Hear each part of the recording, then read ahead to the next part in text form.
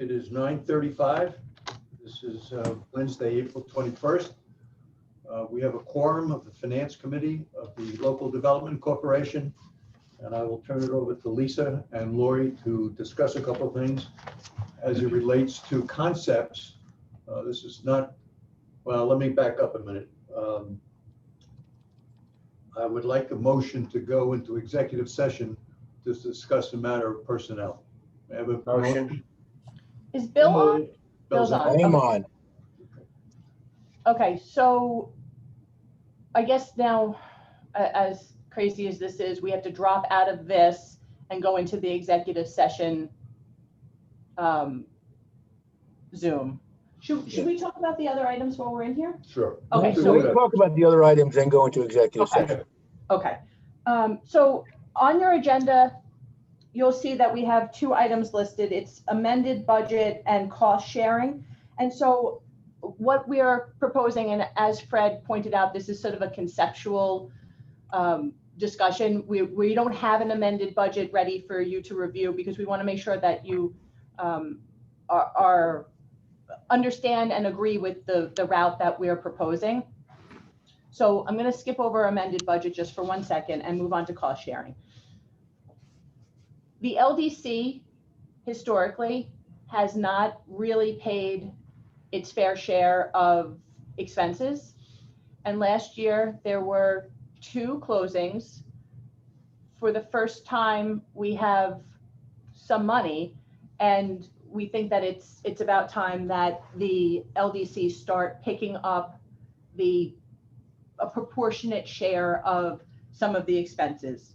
Off the top of my head, marketing, rent, phone, cable, office supplies. Lori? You're muted. Yeah, so those were the items that we identified. So we're still obviously, since we don't have an amended budget, we're still working on what the proportion should be. I think some things like marketing probably should be a 50-50 split, but this is the type of stuff that we have to sort of work through and figure out. But we didn't really want to work through it and figure it out if the board members weren't on the same page. We can't really do it on a square footage basis because LDC and the IDA operate next to each other as one almost. We probably can't do it on a percentage of deals because the LDC has about 6 deals where the IDA is into the 80s. So we'd be talking a small percentage. But as Lisa said, there are some items, advertising some of the public events, we could probably split 50-50. I suspect that we will come back to you in May to approve an amended LDC budget where the LDC will probably pick up 20 to 25% of the items or those categories that Lisa and Lori are talking about. Fred, is this a function of being in compliance with regulations, or is this just an internal concept for us to make fair as best we can the 2 entities? It's not regulatory. It's conceptual and something we may have done before. I think it's kind of highlight a little bit once the town eliminated the Department of Economic Development and everything fell back into the IDA. Okay. Is labor and benefits part of those calculations? We're going to get to that in the executive session in a minute. Gotcha. Any questions? If there are none, there was a motion on the floor and seconded to go into executive session. On the vote, Mr. Callahan? Yes. Mr. Grucci? Yes. Mr. Polakowski? Yes. Mr. Trotta? Yes. Mr. Braun votes yes. We are in executive session. And I think you've got another number to call back in, correct, Lisa? Yes. Okay, see you in a bit. Yes, sir. Okay. Gary Polakowski. Second, Anne Marie. On the vote, Mr. Callahan? Yes. Mr. Grucci? Yes. Mr. Polakowski? Yes. Mrs. Scheit? Yes. Mr. Trotter? Yes. Mr. Braun votes yes. We are back in regular session. And It is- just the one thing before we wrap up this finance committee, this finance committee meeting, unless anybody has any other questions, is that once we work out this cost sharing schematic, I think what we're gonna present is an agreement between the IDA and the LDC so that we can minimize, writing 2 checks for every bill and just to sort of streamline things. So we'll work with Annette and Bill and Howard on language for that to make sure that we have it all shored up. And that way, maybe there could be like a, I don't know, quarterly transfer just to keep things clean. And also, obviously, we'll work with our auditors to make sure that they're okay with that approach. Did anyone have any other questions or anything for the finance committee before we end this meeting? Hearing none, I'll take a motion to adjourn the finance committee meeting. So moved. Gary? Second, Anne Marie, thank you. On the vote, Mr. Callahan, Yes. Mr. Grucci, Yes. Mr. Polakowski, Yes. Mr. Scheit, yes. Mr. Trotter, Yes. Mr. Braun votes yes. The finance committee is adjourned. We will now open up the regularly scheduled meeting of the Local Development Corporation. It is Wednesday, April 21st. It is now 10:23, excuse me. We do have a quorum. I will turn it over to Lisa. Actually, let's turn it over to Lori. Okay. Good morning. Included in the package, I'm so sorry. I didn't print out an updated agenda. Sorry, Lori. We have the minutes. The minutes. it's were okay, sent out for sorry, everybody's sorry, that's review. okay. Those are the minutes of March 24th. Motion? Anne Marie, move to second, move to approve. Questions or clarifications? Hearing none. On the vote, Mr. Callahan, Yes. Mr. Grucci, Yes. Mr. Polakowski, Yes. Mrs. Scheit, Yes, Mr. Trotter, Yes. the board votes yes. The minutes are accepted. Okay, now we'll turn it over to Lori. Sorry. That's okay. Included in the package is the LDC operating results for the month and also year-to-date for February 2021. And also included in that schedule, there's a comparison to the budget, and there's also comparison to the 2-month unallocated piece of the budget. So just to review it, we had no income this quarter other than we had some money earned on our investments, our cash accounts, that is. And also included for the month is our recurring accrual for insurance expense, accounting fees, and then our actual expenses for legal and also for website. So for the month, there was a net negative for $2,584. Any questions on the report? If there are none, we need a motion to accept Lori's report. So moved. Gary Polakowski? Second, On the vote, Mr. Callahan, Yes. Mr. Grucci, Yes. Mr. Polakowski, Yes. Mr. Scheit, yes. Mr. Trotter, yes. Mr. Braun votes yes. CFO's report is accepted. So, Lori, do you want to talk about the amended budget and the cost sharing? Yes. So we're in the process since the change in the allocation of employees from the town to all the IDA. And since we're in the process of readjusting all the budgets, we're looking at the LDC budget and coming up with some cost sharing allocations of services that have in the past been fully allocated to the IDA. Part should be to the LDC. So we're going to work through that and at the next meeting, present some amendments to the budget. And once we have that, the amendments will include a cost sharing allocation agreement, and it will include payment terms and how often that will be reimbursed. Any questions? Bill or Howard or Annette, who would draft that intermunicipal agreement? We have a version of one that a local IDA has been using that we could share with LDC. I'm sorry, thank you, LDC And- LDC and I will. IDA I'm doing it now. Yep. have been using, so we could share that and see if council wants to edit it or Yeah. amend it at all. That's fine. Okay.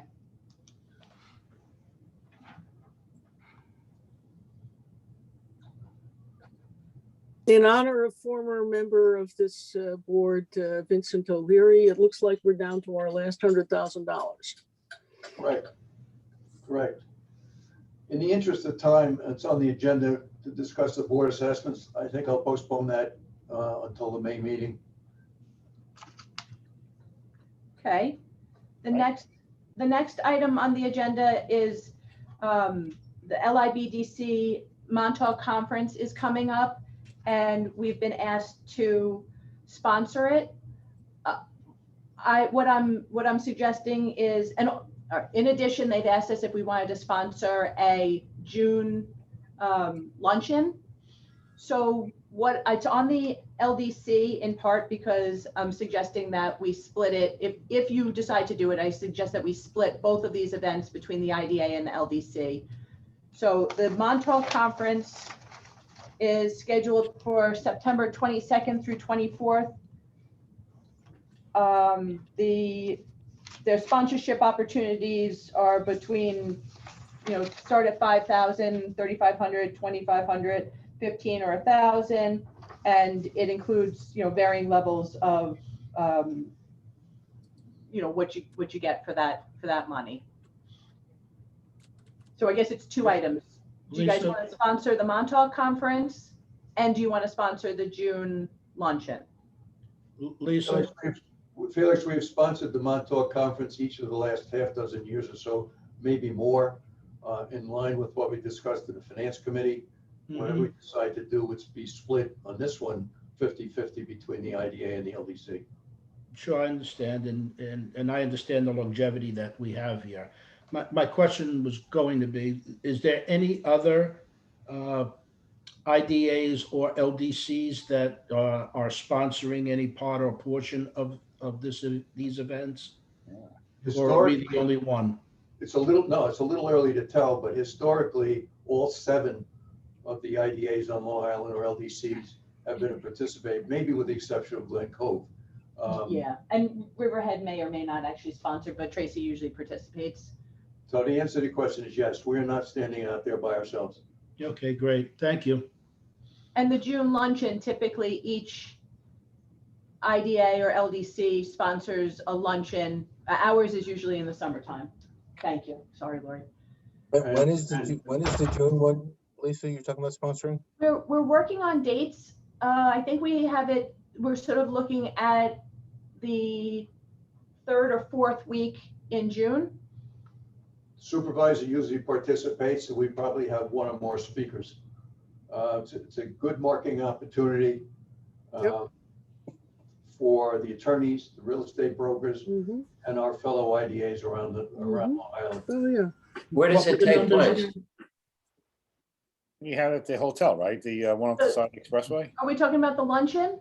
Yes. Yes. Luncheon. The luncheon last 2 years ago, or I guess when we had it last, it was at Stella, and that's what we're talking about, having it again at Stella. Oh, but that was a dinner. That was a dinner. Yeah, correct. okay, yes. So we've gone back and forth between a dinner and a luncheon, and then we're thinking a luncheon might be better received. And that attended. restaurant has the ability to serve the restaurant with everybody socially distanced, appropriately. And there's an outdoor area also. Oh, cool. What were the numbers again, Lisa? It's $5,000 For for Montauk. each, for Montauk, and also $5,000 for the luncheon. So we're saying 2,500 each LDC, IDA, or is it a pro rata share? No, 50-50 IDA LDC. And it's possible with the luncheon, depending on who the speaker is, that they might end up splitting that with us. So then it would be less than that. Okay. And Thank you. Stella's is the one in Blue Point, right? Yes. Correct, yeah. We need a motion for that, Fred? Yes, please. I'll make the motion. I'll second it. And that's for both the Montauk Conference and the luncheon. Is that correct? Correct. Correct, yes. Second on the floor on the vote, Mr. Callahan, Yes. Mr. Grucci, Yes, Mr. Polakowski, Yes. Mrs. Scheit, Yes, Mr. Trotter, Yep. Mr. Braun votes yes, motion carries. Lisa and I had a little bit of a conversation about a theme or speaker or speakers around green energy, because we're doing so much with solar, fuel cells, battery storage. It might be appropriate if we can get it together. sure. And I presented that idea to the LIBDC board just the other day. I just sent them an email and said, this is a possible speaker presenter that we would like you to consider. So, and as Fred mentioned, I reached out to the supervisor, and he's good on the dates and interested in participating. So we're working on the details. One last thing I just want to say before we end this meeting is that Lori and I have been working on the audit with the Office of the State Controller. They've interviewed us now together, and then each of us independently. So I just wanted to let you know that it's ongoing, and we're receiving pretty regular requests for information. I actually just noticed that we got an email while we were in the meeting. So we'll keep you posted as things progress, and keep us posted if they reach out for an interview. Although they indicated to Lori yesterday that they weren't quite at that point yet. The light at the end of the tunnel for you guys? Oh, I think it'll No. be before then. Okay. They said they're still planning, so. Yeah. Okay, there you go. I would tell you, I have not been contacted yet either, but once you're excuse me, once you're contacted, if you have any questions, just reach out to Lisa or Lori. And I have some information that I'll share with you once you're contacted. We'll go over some details and stuff. Lisa, anything further for the LDC? On the speaker, just a thought, Orsted, which is building a couple of the big wind farms off the South Shore, has bought a building in Setauket that is going to be their operations and maintenance center. And they have also announced that Port Jeff is going to be their harbor for sending vessels out to the wind farms.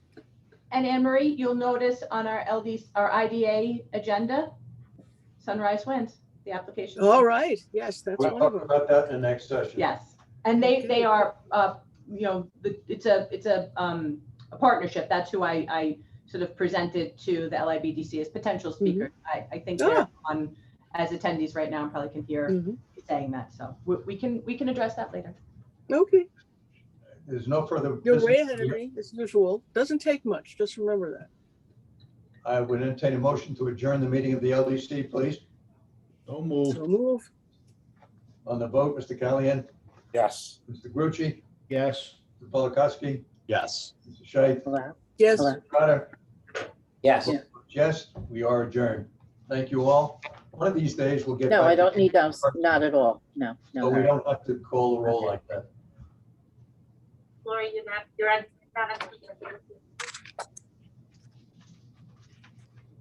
Yeah, we don't have to change screens or anything now, do we? Nope, we're Nope. staying right here. Very Going good. straight, Felix. We're going straight now. That's it. Keep me on that straight and narrow, Mike. Yep, there we go. All right, this is the April 21st meeting of the Industrial Development Agency. It is 10:35. We do have a quorum. I will turn it over to Lisa. Okay, so the minutes were sent to you in advance.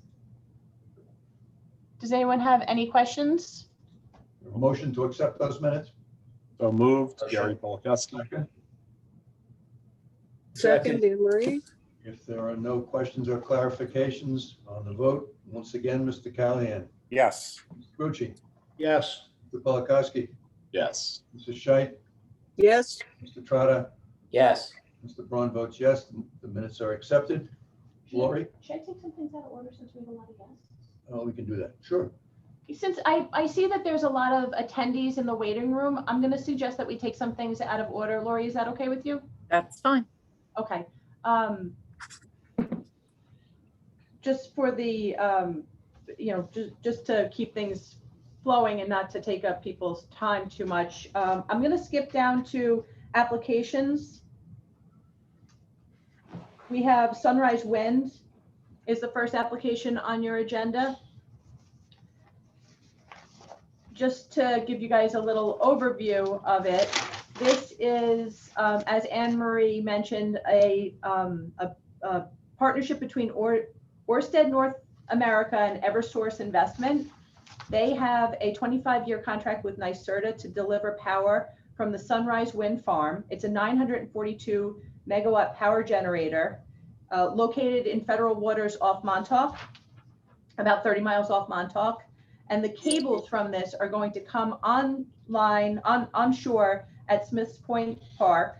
They're going to follow a route. There's a map that was in your packets, roughly up Montauk, William Floyd, and then make their way over to the Holtzville substation. It's about 17 miles of cable.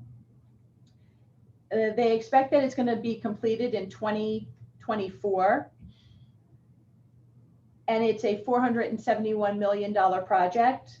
It's going to create about 800 jobs, predominantly construction jobs, as they're laying these cables and putting together the entire project. And they are negotiating a project labor agreement.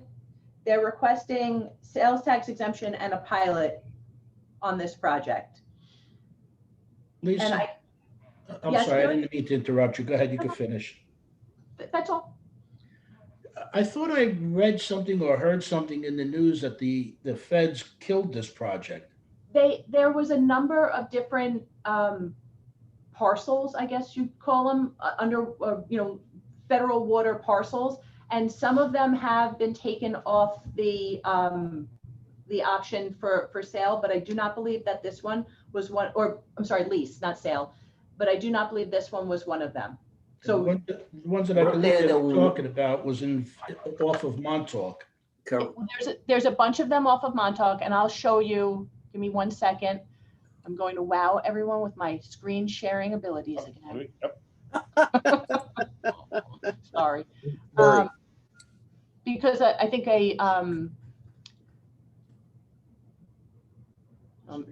maybe I'm going to wow everybody, or maybe I'm just actually going to do what you'd expect, which is take a really long time to figure it out. I think a picture is probably helpful. I may have clicked on the wrong. Oh, this is a good one, but that's not the one I'm looking for. Right? Yeah, I have found the route. Hold on 1 second. Sorry, everybody. I know that we were given.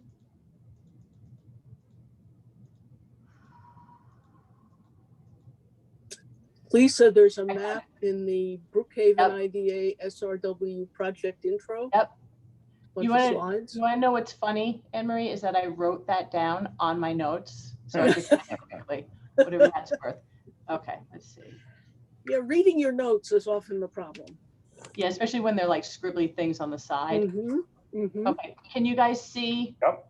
this? Yep. Okay, so Felix, you see how there's light blue, sort of washed out areas, and then there's the dark blue.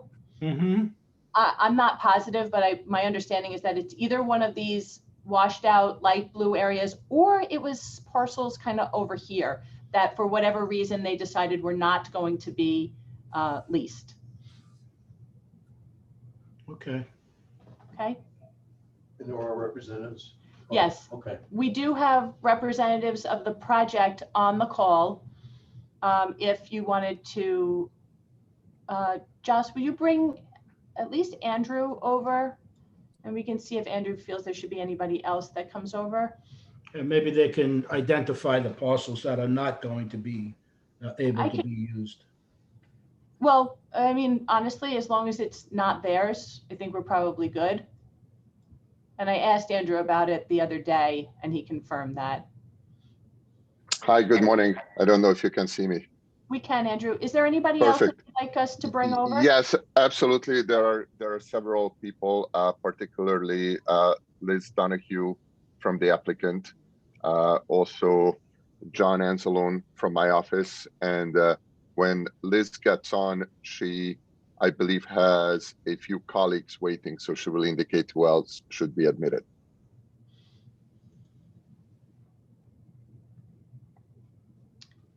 I guess now that I'm sharing a screen, I can't see. I added them as panelists, but I can't see them either. Why don't you shut off Lisa's screen? Shut off my off screen? your screen sharing for now. Okay. Yeah. Let me just show you guys one more thing before I do that. This is the route. And this was in your package, so you have this, but this is the Yep. route. I'm just Mhm. stop screen sharing. Okay. There you go.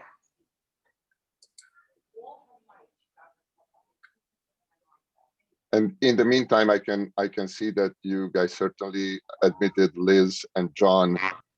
Liz, can you hear us? Yep. Good morning. Thank you for having us. We could also admit Jen Garvey. I think she's on as well. Good morning.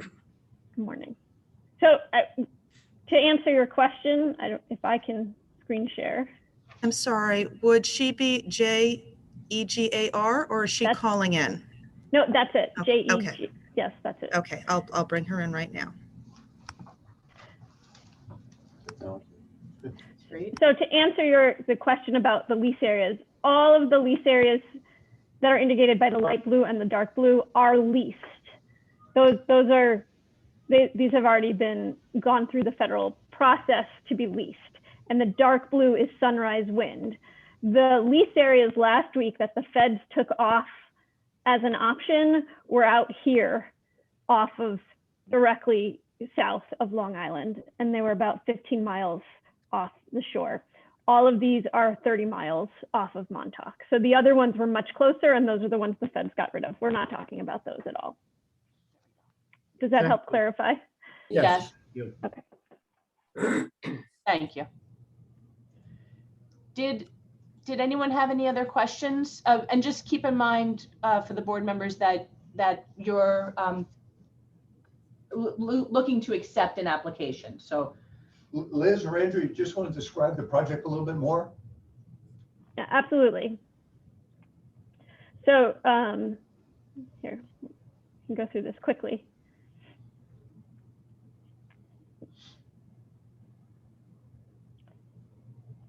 So Ørsted and Eversource are joint venture partners in 3 wind farms. Ørsted is the leader, the global leader in offshore wind development. They developed the first wind farm globally and the first one in the US as well. And they are regarded as one of the most sustainable energy companies in the nation. Eversource is a national energy leader and has 100 years of experience in New England and is a leader on transmission specifically, which is what brings us into this partnership. So Sunrise Wind will provide renewable energy for more than 500,000 New Yorkers. It will be located, as we just talked about, 30 miles east of Montauk. And once it makes landfall at Smith Point County Park, as Lisa mentioned, it will run 17 miles underground the entire way. The production is set to begin in 2024. And it will significantly reduce carbon emissions, helping all of the goals set by New York, Suffolk County, and Brookhaven. So it's in line with all of the efforts to date to bring more clean energy onto Long Island. Here's the route as was just discussed. So we'll have 1 onshore substation. There will be upgrades made to the existing Holbrook substation, as well as that's the point of interconnection to the grid. Are there any particular questions on this slide? I have a couple, if I may. How many turbines are we talking about installing? More than 100 turbines. Recently, we saw what happened down in Texas when the temperatures dropped to very frigid numbers. Yes. And we obviously here off of Long Island and on Long Island oftentimes experiences that same kind of climate. What could you tell us about the continual production of electricity in those types of climatic conditions? Yes, and a very good question. So one of the things that our turbines will have is a cold weather package, which is common everywhere but in Texas.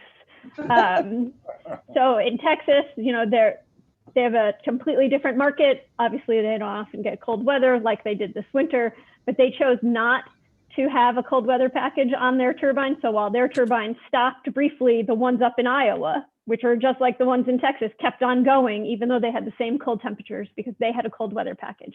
Our turbines will also have a cold weather package on them, and they will run in the winter. In fact, that's the most, one of the benefits of offshore wind in our section of the Atlantic is that the winds are best at the winter, which is also increasingly when our demand is highest, particularly even more in New England, where we've all become so dependent on natural gas, and that causes natural gas prices to go up when we're all heating our homes around the clock when we have sub-zero temperatures. So offshore wind will help offset that.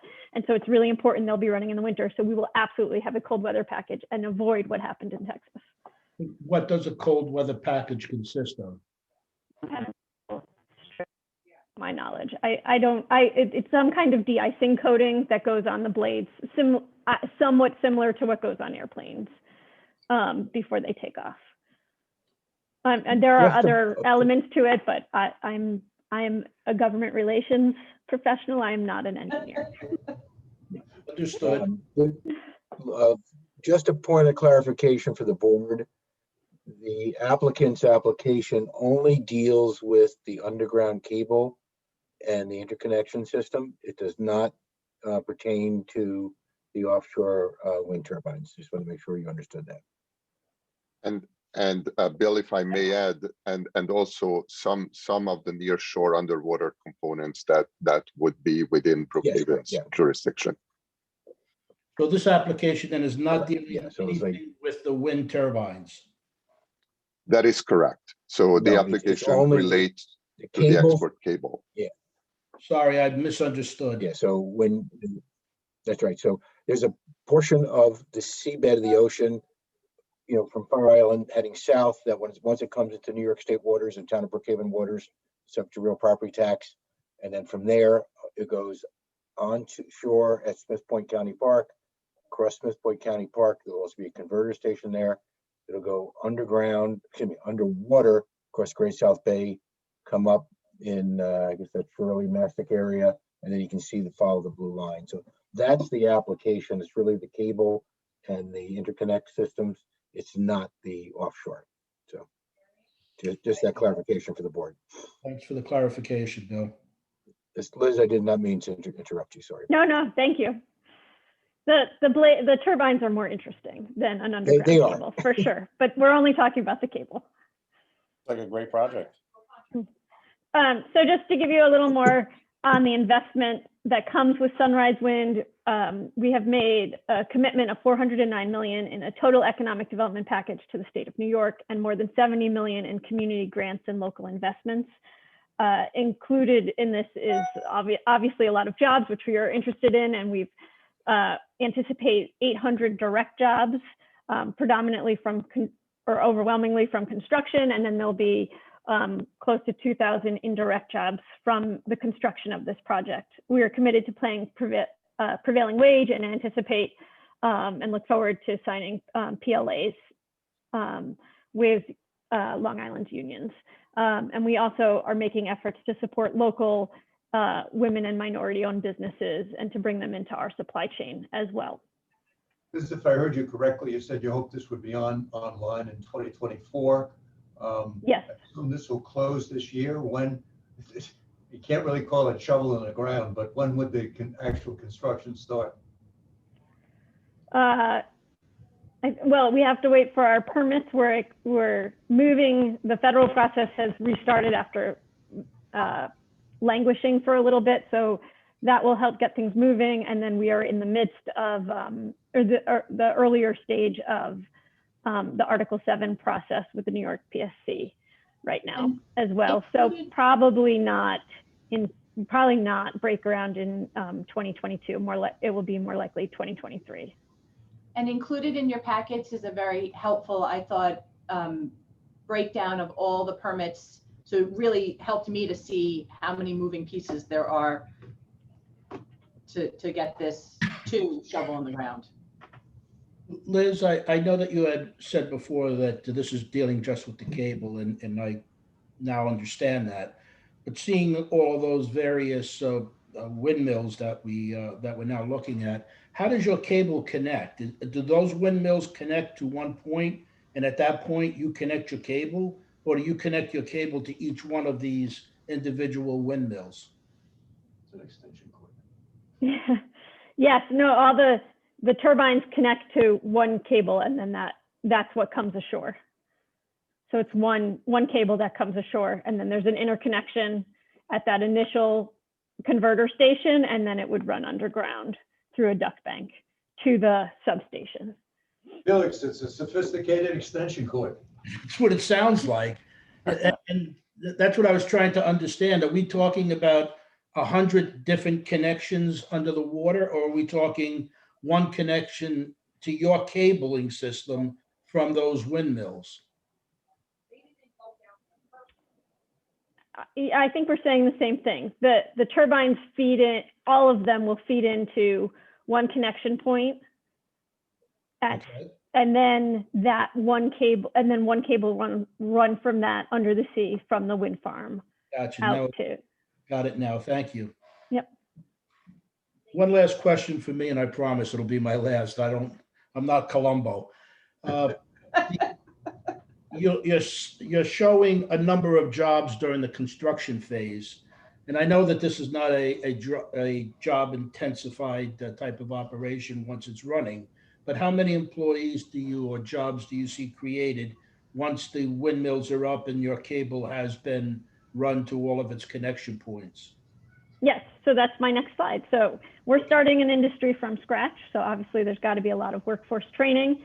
And so we're investing $10 million to launch the National Offshore Wind Training Center. It's a partnership with Suffolk Community College, Labor and Business, because we've got to train people to be able to handle what's out at sea. And those folks will be working out of the Regional Operations and Maintenance Hub, which I think you referenced earlier in the meeting, which will be in Port Jeff. And this goes to the purchase of 22 Research Way that took place in the fall. And we anticipate about 100 permanent full-time jobs at that location. They will both be, onshore, and then they'll go offshore as well to do the O&M work required to maintain the wind farm.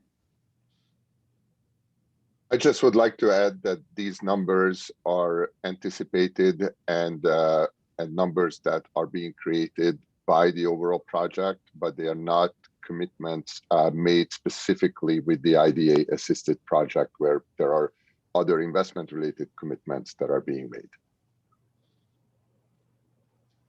Just to follow up, if you look at your application, it shows no job creation, because the ongoing expectation is that once the construction is completed, there won't be jobs associated with this portion of the project, which is just this cable portion is what's in front of you.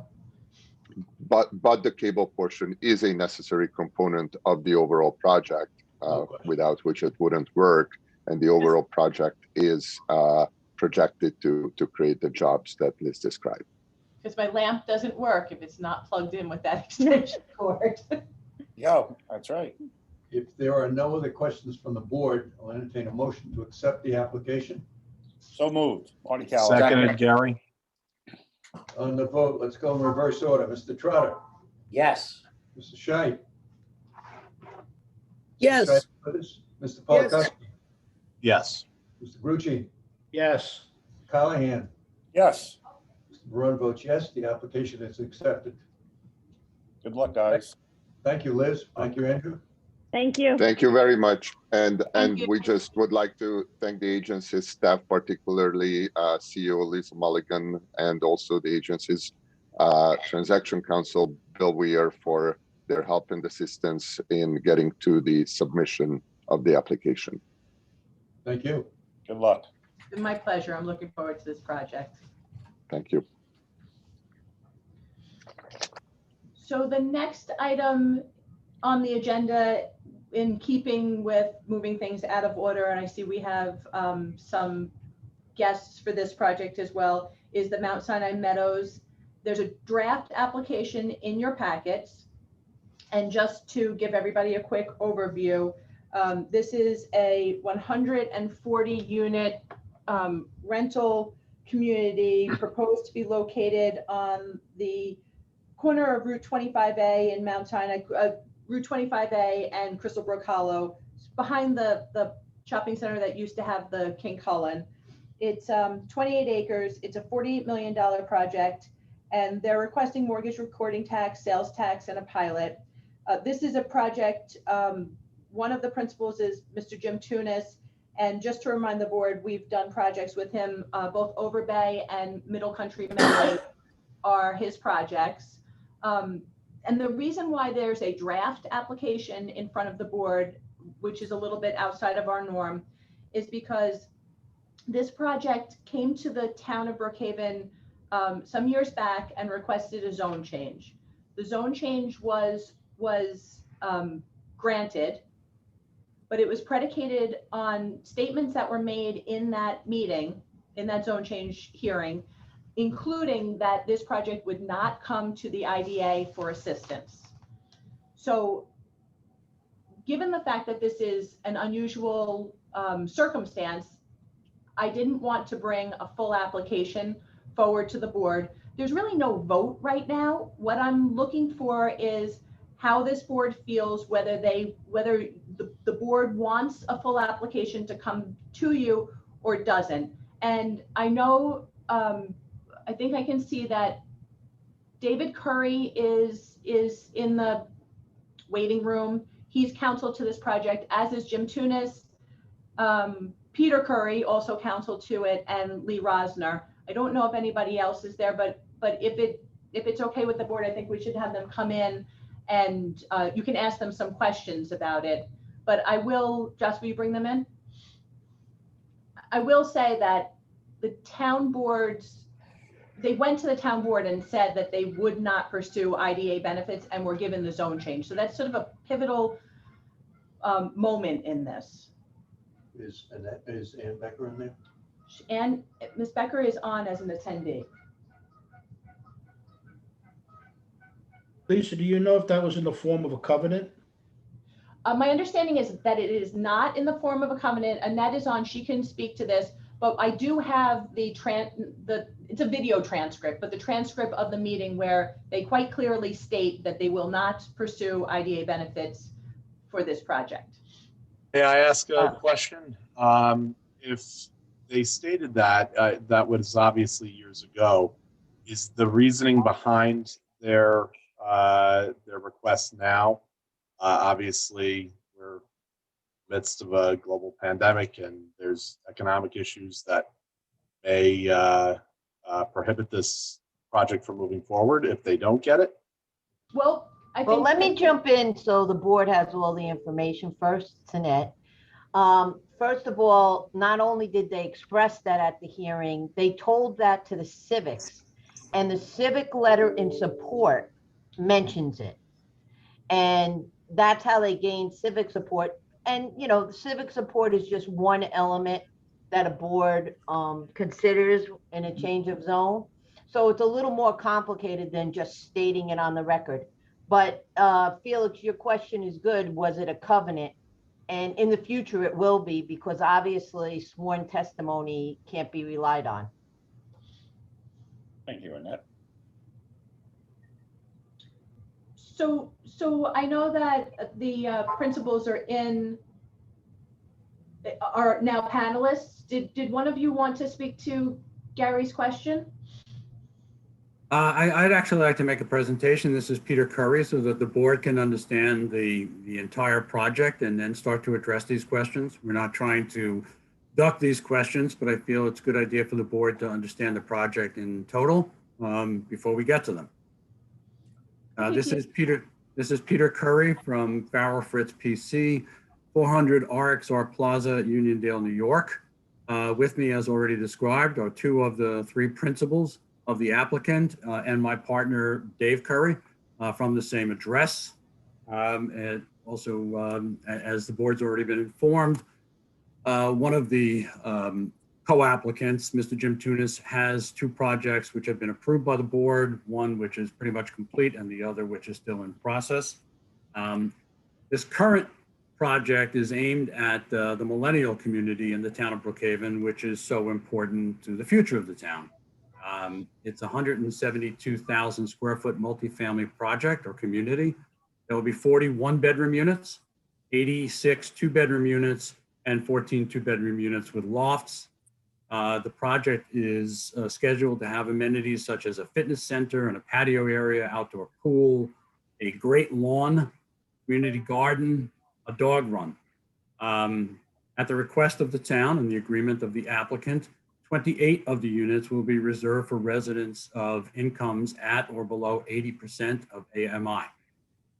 This development will incorporate a green infrastructure by establishing 4 bioretention areas to aid in stormwater recharge, create a softer unit for the development. It will also be walkable. There'll be existing bike paths, new walking paths. And it's important to note that this project, if built, would help to meet the significant demand for market rate and workforce apartments in Mount Sinai. The project is part of a larger development that would include approximately 88,000 square feet of retail space and restaurant and medical office use. In connection with the application, the applicant will pay approximately $810,000 in a community benefit fee, mostly to be used locally in Mount Sinai, and a Pine Barrens credits of approximately $900,000. As the board is probably aware, the cost of Pine Barrens credits has increased enormously over the past couple of years. So of the community benefits, approximately $310,000 would be used for improvements to Heritage Park, and then $430,000 for improvements to Cedar Beach Park and the Mount Sinai Stewardship Center. So again, it would be used locally. Approximately another $100,000 would be used for various 25A street improvements, pedestrian walks, crosswalks, countdown timers, the things that you need once you introduce a large number of additional residents to an area. The bike paths would be connected to local bike paths. So it's an attempt to cooperate with what the town wanted in this case, and that's to set up essentially a walkable community suitable for an active lifestyle. The retail area of the development is not the subject of this application, but it is integrally tied together economically with this application and with the residential development. That project, upon completion, the retail area, we estimate would generate approximately $540,000 in annual real estate taxes alone, as well as significant other primary and secondary economic benefits to the town based upon employment and based upon sales taxes and the use of those retail buildings by residents of the town and otherwise. The property, which is essentially vacant land at this time, currently pays only $47,000 in real estate taxes. It is also important to note that according to recent real estate brokerage documents that we have reviewed, the adjacent shopping center, the Mount Sinai Shopping Center, is approximately 55% vacant. So adding these residents so close to that shopping center can only help in bringing that shopping center back to what I would consider productivity. I'm sure that that shopping center real estate taxes will be going down based upon the vacancies, since the assessment is based upon income. So the idea is that this project will not only provide its own retail, but also utilize the adjacent shopping center. The project is estimated to generate approximately 75 construction jobs for the residential part, 2 permanent full-time equivalent employees. And the construction would last between 18 and 24 months. And we believe that if the project is accepted by the agency, that the agency, once it commissions its own economic studies of the project, will determine that there is an enormous positive impact to the town based upon the approximately $22 million of construction costs for the retail and office area, and approximately $27.7 million of hard costs for the residential buildings alone. So that approximately $50 million of costs can only have enormous benefit based upon the construction. And then, of course, the operation would provide additional annual benefits to the town. We understand that the zoning approval indicated in March that the project would not seek IDA benefits. However, in March 2019, there's just no possibility that we would have understood the pandemic and the resulting economic impact on the construction of projects. At this stage of the game, just to give you a few statements of the cost, the increase of the cost of construction materials since March 2020. We went to the US Bureau of Labor Statistics, and since the onset of the pandemic, softwood lumber costs have increased by 83.4%. Building paper and board has increased by 59.5%. Steel mill products by 40.1%. Plywood by 53.1%. Cost of gasoline has gone up by 52.5%. So what was not anticipated in March of 2019, it's a very different world in April of 2021. We believe that this project, if accepted by the IDA and if it goes through to fruition, will the benefits to the town from the construction and operation of this project, including the retail portion, which is not seeking any economic benefits, will far outweigh the cost of the pilots. So in connection with this application, we are seeking a pilot in conformity with the agency's UTEP policy, and we are seeking a sales tax exemption and a mortgage tax exemption. And now I'd like to open the floor up for any questions. Questions from the board? Gary, do you want to? Well, yeah, I think Peter answered the first part of my question, that obviously in the face of the pandemic, the economic impact to the project was not anticipated, and now with all of the rising costs, that's been it's been realized that there's an issue. But my question is, will this project where are you with this project right now in your ability to move it forward without benefits? Well, in order to get financing for a project like this, you have to come up with a pro forma, which indicates your ability to make the repayments of bank financing. Based upon these increases in costs and based upon everything that else that's going on, I think it's difficult to conceive of this project proceeding without getting the IDA benefits. Peter or Jim, what do you estimate the increase in overall construction costs as a result of the pandemic? Jim, I'm going to let you answer that question.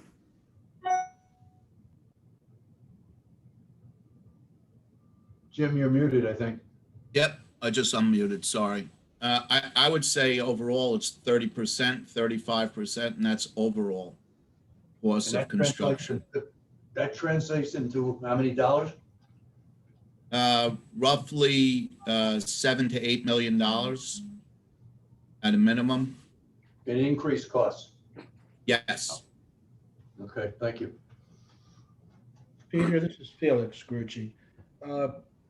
I understand your presentation, and we certainly understand the increased costs as a result of the pandemic.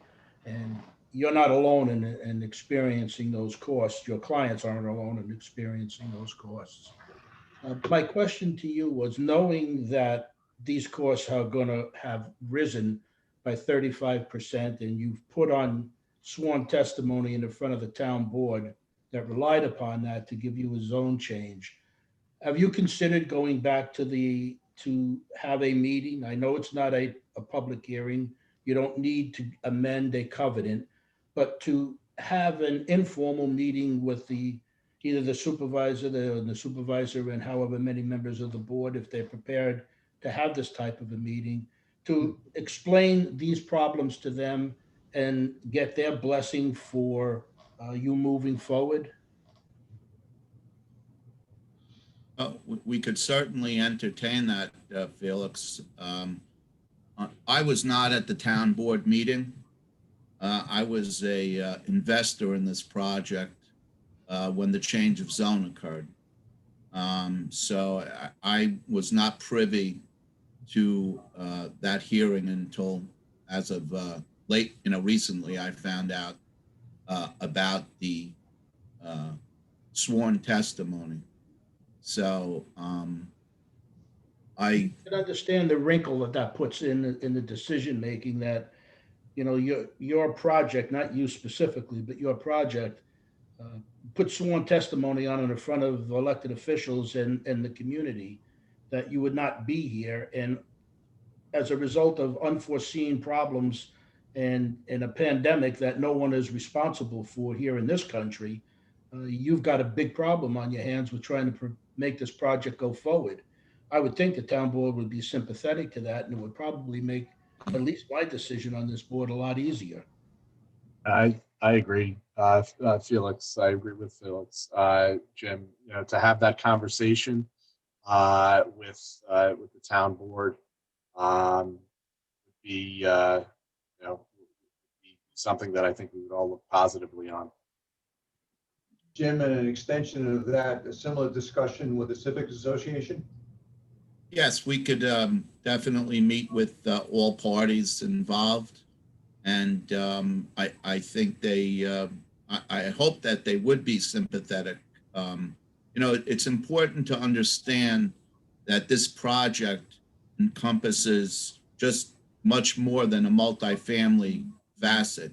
We have 90,000 square feet of retail and office space in front of us that we believe will be jump-started by the residents moving into this back section.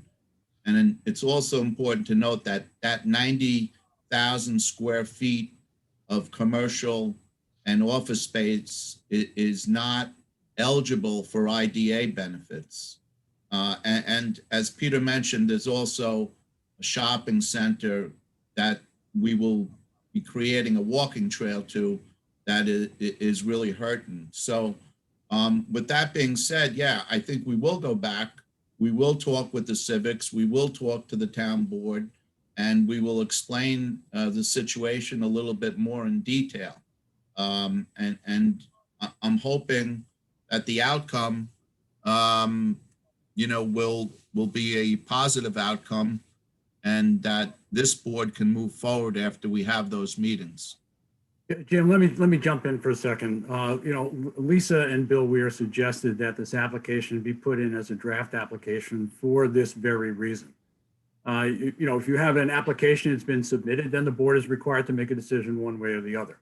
In this case, we're in essence seeking some guidance from the board on what you would like us to do so that we can submit an application in a formal fashion. And so it's just as much in our interest that this application was submitted in draft form as it is in the board's. So we're actually very happy that we're looking forward to your ideas on this so that we can make a formal application, and you'll know that that there's some general positive feeling toward the application. Peter, I think I would like to know the results of those conversations, both with representatives of the board and the Civic Association, before we recommend submitting a formal application. Yes, that's fine. And if there's any other advice, that you'd like to give us, we'd like to hear that too, because we would like to come back to you having accomplished everything that you request that we do, and then come back to the board so that you do know what we've done. Peter or Jimmy, the original application that went before the town board in March of 19, were the principles the same as they are now, or did I understand, Jim, that you were not part of that at that point? There's different principles now. I was a part of that application, but I was not at the hearing, nor was I was an investor, Frank. I really wasn't participating. Okay. There was a building company called Engel Berman that was proceeding ahead with this application. Okay. Jimmy, Yeah. it's Lee Rosner here. It was, Basser Kaufman. Close Vassar name, Kaufman, but I'm sorry, Vassar to Kaufman. get it straight. But yeah, Basser Kaufman took the lead on the change of zone application, and was those principals were present at that hearing in March. Jim was not present. Was in the background, and myself and Ken Gall, another local resident, came into the picture in December of 19, and Basser Kaufman exited from the project at that time. So the ownership. Basser Kaufman is a retail developer. That's what they do. They do not develop residential housing as their main goal is retail development. That's correct. Right. So what you're really saying is the individuals that were part of the original application are no longer part of it. Is that correct? Yes. Okay. Okay. Jim, concerns about renting out the retail space? I mean, there's a lot of vacant stores right now. Well, we're in discussion currently with 43,000 square feet of that space for medical use. So that would be a huge start to that area. So we have had discussions, and again, once the multifamily was built, there'd be another 250 people in the immediate area. So we would hope that would even further add to the support of building the front part, which is retail and office. And again, the theory of this project, and you can see that from the town board hearings, is that this is a walkable project. So those 250 residents, the hope is that they would be utilizing the local stores, including the retail to be built, as well as the neighboring shopping center. So the whole focus is on walkability. Maybe perhaps. I'm sorry, Peter, go ahead. Sorry, walkability and bikeability. It really, and that's really what the push is. You said your focus, Peter, Jim, Lee, is a workforce millennial demographic. How are you going to attract those folks to the area? Because there's no question that the North Shore can use an injection of young professionals who want to stay and live here and build their families here. What are you going to be doing to attract them? We're going to have lots of outdoor features for the millennials, pet friendly, bicycles. Our building design also is geared towards millennials. So with the type of architecture, the use, the clubhouse facilities, we do believe we will attract the millennials to the. Anyone can move in, right? It's not limited, it's not age restricted in any way. That's correct. Right. And I think the other advantage that this project has from a rentability standpoint is if you look at the recent new rental development projects in the immediate area, we could say within a 3-mile ring of this property, majority of them, with the exception of the properties that are being developed in downtown, in the village of Port Jefferson downtown, are 55 and over. So there's, we believe, a lack of inventory for, non-age restricted inventory, and that I think will inure to the benefit of the rent up on this property. Generally, one question always comes up, and it hasn't been mentioned today, is about how many school-age children these projects will generate. I know there've been a lot of studies recently that have been published in Newsday that most of these projects wind up generating a lower number of students than originally projected. As we also know, Mount Sinai's population, school age population, is declining. So would you comment on that, please? Sure, there was a recent study. I think Peter would have more of the facts than I would, but there was a big study conducted. I think it came out less than 30 days ago. But what happens, you know, when people start having, if they start having kids in these apartments, they eventually move into homes. And so that'll just be an added benefit to the Mount Sinai community. Mount Sinai, as you know, is a beautiful community. It's got marinas, parks. The Heritage Park is absolutely gorgeous. And we would hope that these people eventually move into homes and buy homes in the age and raise families there. But to specifically answer your question, Mr. Braun, we don't expect to have a lot of school-age children at Mount Sinai Meadows. It's not anticipated at this time. And he and I are both on the board of the Real Estate Institute at Stony Brook, and that study has really laid out across the board in non-senior housing rental projects, the number of school-age children, and it is pretty minimal. For a project like this, which really will be focused on millennials, you would think it would be even less. And as Lee indicated, and Jim indicated, people tend to move out once they have children. These are not huge units. They're primarily 1s and 2 bedrooms, and people move out. That's what happens.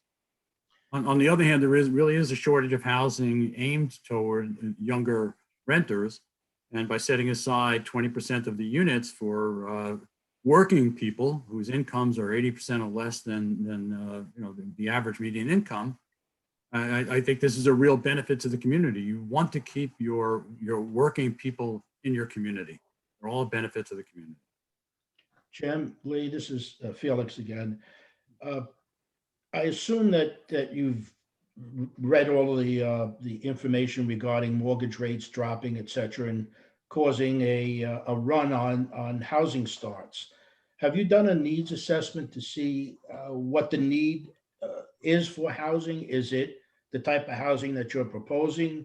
Is it multifamily housing? Is it single family housing that there's a need for? What I guess from my perspective, what I wouldn't want to see is you invest all of that money, we end up with a beautiful project and we can't find people to rent in them because they've either bought a house or in the process of buying a house.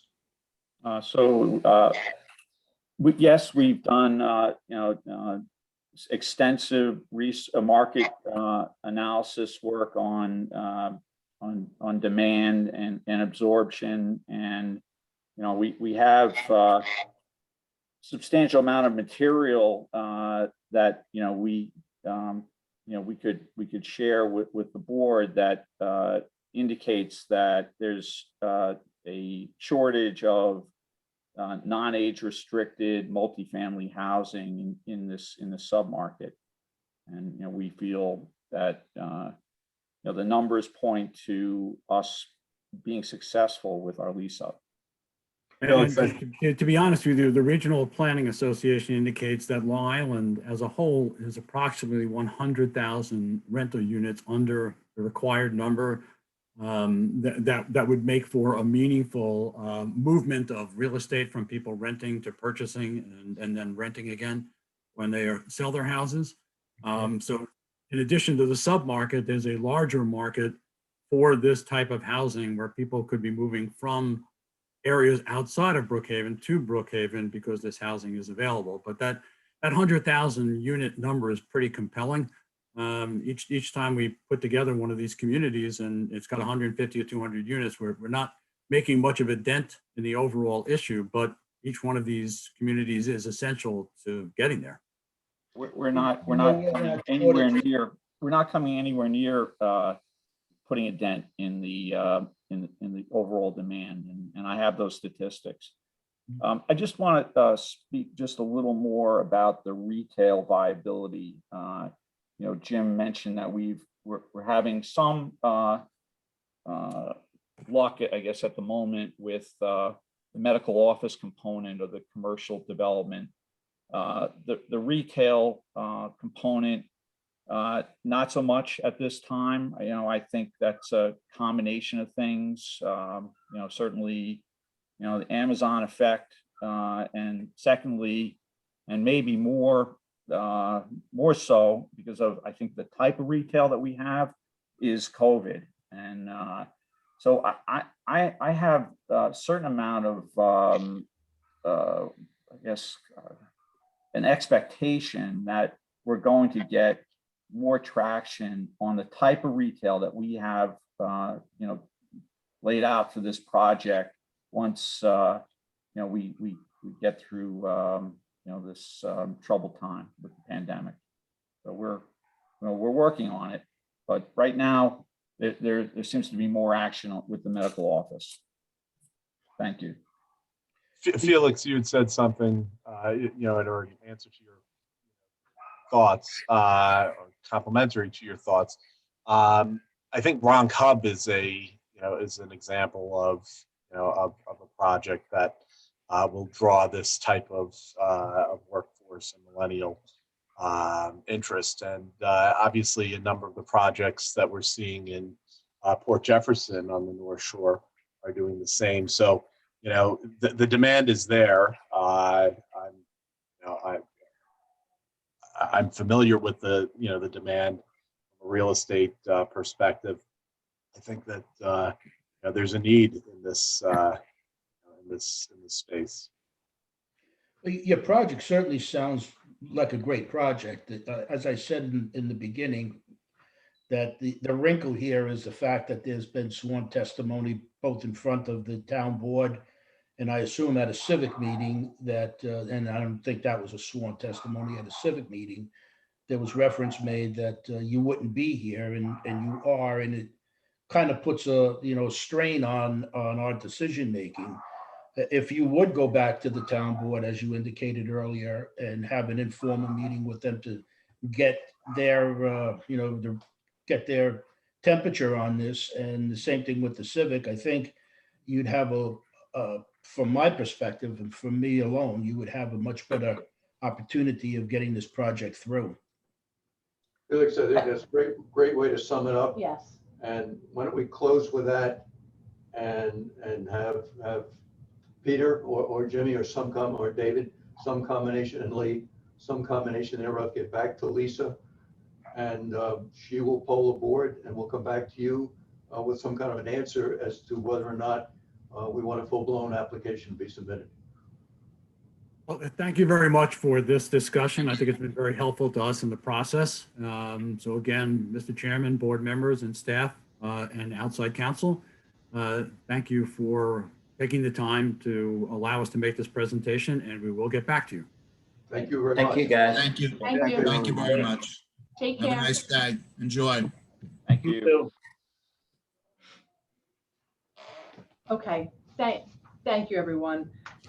So in keeping with the idea to take things out of order, I'm going to suggest that we jump to the resolution for Topgolf, because I see Mr. Shea is in the waiting room, and Howard is there. Howard. Yes, I'm here now. Okay. Is our counsel on this project. So just briefly, they came back to us and asked us to extend the resolution that we did previously, and told us that they would not be pursuing sales tax or mortgage recording tax exemption. So this is just, I guess, an amending resolution. Howard, is that a? Yes, it is. It's just to extend the timeframes for the project before we close, because we had set some markers to close, and because of the pandemic, they weren't able to. And I'm sorry, to remind everybody, this is the Topgolf project. This is the golf Entertainment center. Thank you. That's a good way of phrasing it. I was going to say, I don't know what I was going to say. The Golf Entertainment Center on the LIE. So does anyone have any questions about it? How much time are they looking for? Well, they anticipate closing in the next month or so, but I think we extended it to the fall, just to be on the safe side, because with the pandemic, who knows? Okay, thanks. Any So questions for Howard? Other questions No. for Howard? Not? Marty, were you gonna ask a question? No, I'm good. Okay, somebody care to move it? So Motion, moved. Second, Second, Gary. on the vote, Mr. Callahan, Yes. Mr. Grucci, Yes, Mr. Polakowski, Yes. Mrs. Scheit, Yes, Mr. Trotter, yes. Mr. Braun votes yes, the motion is carried. thank you. So I guess maybe we should go back into the original order of things. Nobody else is waiting? We have two other people waiting, but they haven't indicated what they're here for, so I'm gonna just leave it alone. If I our, may, Lisa, yes, Josh, I just saw your chats. I'm learning how to use this program. You were asked about Walter Meisner. yes, Is that one? Mr. Meisner is the representative from Savignon, and I believe he's here just to listen to discussions about the energy project pilot issues. okay, Do you happen to know Zach? I do not. okay. So should I take that out of order also since, okay, so in keeping with jumping around, I'm gonna take us down to the, sorry, Lori, I know you were getting ready. I'm gonna take us down to, later on in our agenda, the battery storage pilot sort of concept that we've come up with. So battery storage is outside of anything that we've done previously. And so what we decided to do was sort of look at what else has been done around the state, and there's not a lot to work off of, but we came up with a concept for a pilot for battery storage projects. And the concept that we came up with was $1,000 per megawatt. So basically, if you have a 1 megawatt, and I have no idea if that's even realistic, but let's just go with it, battery powered BESS system, battery energy storage system. If you had a 1 megawatt, the pilot would be $1,000. So we have BESS projects that are coming forward, and we need to be able to have conversations with them about where we think the pilot is going to end up. Obviously, we have to do public hearings, final authorizing resolutions have to come to you, but what we're thinking is that this would be a starting point for our pilots. And I just wanted to make sure that the board was agreeable to this idea. Bill, did you want to add to that at all? Yeah, I mean, just to remind the board, we already accepted this application at a previous meeting, but as more and more of the wind projects are coming on, as well as the solar, battery storage is really critical because there are times if you have a sunny day that's windy, there may be more power going into the grid that's needed at that moment. But if the wind dies down that night and everyone's getting home and they're flipping on the air conditioner or whatever, that's when you need power. So as we're doing more and more of these alternative energy projects, these battery storage projects become crucial to the success of those other projects. So they're all interrelated in the renewable energy system that's being developed for Long Island and New York State. I just wanted to remind everybody what these projects are for. And this will give us guidelines for this project as well as the others as they come in the future. Correct. We're anticipating that there will be additional projects, and Howard can talk about that, or his client can talk about that. And Bill, I think Lisa said that you told her that the only other one in the state is in Mechanicsville, New York, near Albany. That was the only one that we could find. Yeah, Mechanicsville, Stillwater. Okay. Which is kind of between Albany and Saratoga. Yes. So it's not, there's nothing real, there's no action.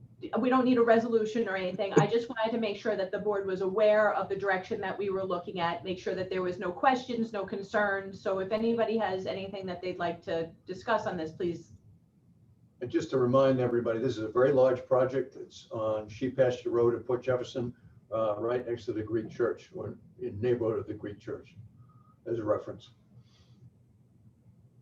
But we expect that there will be other applications coming forward for best systems. I don't think we need a resolution. This was just kind of an informal discussion to establish the guideline. Did anyone have any questions about it? If not, we're good. We'll move on. Okay. Okay. Having said that, Lori? I should tell her, wait, no, not, we're going to change it. You sure? All right, happening at the front. Okay, included in the packet is the operating statement for the month of February. It shows the year-to-date actual and also for the single month actual. For the month of February, we had 3 applications. We also received some document processing fees. There were 2 closings, and also we received the remaining pilot annual admin fees for the month. So year-to-date, our revenue is approximately $283,000. And also on that same sheet, I showed an allocation of the budget and also for your information, the annual budget. As far as the expenditures and for the month and for year to date, I just want to point out some significant overage, underage, salaries and wages and employee benefits. That's mostly the change of the cost shift that wasn't contemplated in our original budget when we submitted it. And also we have a decline in marketing, and that's also due to the pandemic, less events, et cetera, going on. Is there any questions on the February operating report for the IDA? If not, take a resolution to accept the report. So moved. On the vote, Mr. Trotter, Yes. Mr. Scheit, Yes, Mr. Polakowski, Yes. Mr. Grucci, Yes. Mr. Callahan. Yes. Ron votes yes. The report is accepted. Thank you, Lori.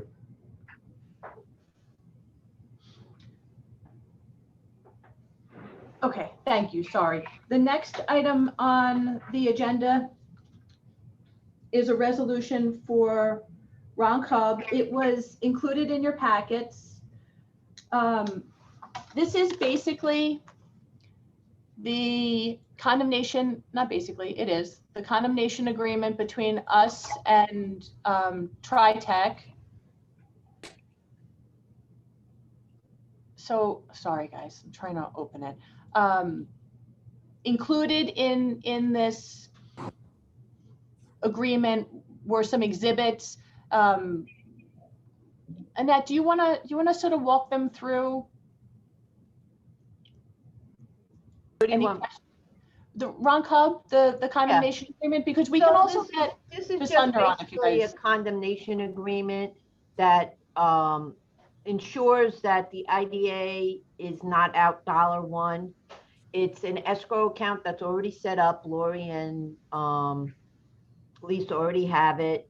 It will pay for all appraisals, surveys, legal fees, and it ensures that once the appraised amount, if the board decides to go forward with an condemnation after the hearing, the appraised amount of the property will be deposited in this account before any litigation starts. So you basically are always protected against any costs. It also covers, any after paying the initial amount of the appraisal. If a court awards more, the Ron Cub would be responsible for the overage. And there's always money so that you'll always be ahead in the game. There'll always be money on account, and that can be drawn down from to pay these fees. And then I had one question I mentioned to Lisa. I know she passed it on as it related to environmental. At some point we'll be in the chain of ownership, even if it's only for a fraction of a second, as we very quickly transfer it over to TriTech. Does that agreement protect us enough on an environmental standpoint? from an environmental standpoint, yeah, it's, what happens with these is before the condemnation goes through, you have a right to do environmental phase ones, which again will be paid for by TriTech, and phase two. So once you start that litigation, that is something that the court grants you the right to do. In fact, I've had properties, when I was trying to find a home for the Mastic Beach Ambulance District, we actually didn't buy a property that we were almost to the end of the condemnation. And I did the phase one and then I did the phase two, and it was a gas station. The property behind the gas station, and it had issues and we backed out. So that's what, either it gets remediated and TriTech would have to pay those fees, or, you know, negotiate with the seller to pay those fees, or get the court order to pay those fees. But you wouldn't close on anything that has environmental problems on it. And especially these properties we're talking about, you'd have to do a phase one and phase two Absolutely. before taking the next step. Does anyone have any questions on the agreement itself? If there are none, May I Go ahead. So I just wanted to also follow up that I've been in touch with TriTech about their efforts towards communicating with the property owners, and we'll see one of the attachments or amendments on there lists out all the parcels that are still in the process of being purchased. So I just wanted to follow up with you and let you know that the one property owner that there was some question about, TriTech has had an ongoing dialogue with them. They are working towards an agreement, and it appears, at least with what's been shared with me, that it's on maybe better terms than it had been previously. So I think that that's a positive step. And that was the result of this board asking them to continue that conversation. So I just wanted to let you know, not that I think that that should impact us, you know, being prepared if we have to take action, but I did want to just share that with everybody. Good information. That's good to hear. I will accept a resolution to approve this agreement and authorizing Lisa to sign it on behalf of the IDA. So move. Second, Second, Marty Callahan. on the vote, Mr. Callahan, Yes. Mr. Grucci, Yes. Mr. Polakowski, Yes. Mr. Scheit, Yes. Mr. Trotta, Yes. the board votes yes, the motion carries. Thank you. The next item on the agenda is a resolution for NMAMNL LLC. So if you recall a few projects ago, and it's very hard to say, a few months ago, a few meetings ago, we approved a project. We approved this entity purchasing the real estate for the building that Amneal is located in on Horse Bluff Road. And when they came to us, they originally contemplated that there would be a mortgage, but they were not prepared to close on it at that time. So now they're coming back to us. So this resolution is just to approve a roughly $80 million mortgage with mortgage recording tax exemption not to exceed $600,000. Bill, is there anything you wanted to add to that?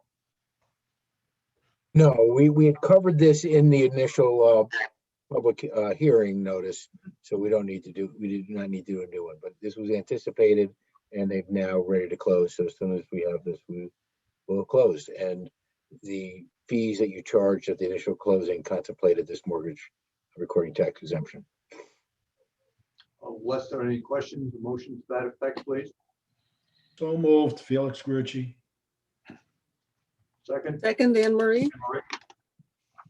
the vote, Mr. Trotta, Yes. Mr. Scheit, Yes. Mr. Polakowski, Yes. Mr. Grucci, Yes. Mr. Callahan, Yes. Mr. Braun votes yes, that motion carries. Thank you.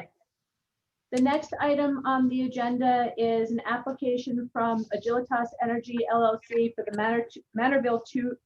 Manorville Solar 2 project. This is, we were talking before about best systems being, coming up. This is another best system, but this is best and solar combined. If you recall, Agilitas has done a number of projects with us. There's one at the Manorville compost facility, 2 here at Town Hall, 2 at Calabro Airport, 1 at Holtzville Ecology Center. I think I'm probably missing one, but there's quite a few of them. One of them in the works right now at the Castle building on North Ocean Avenue. 83. So we have a track record of working with this company on projects, and so they brought back this. They now have brought us another project.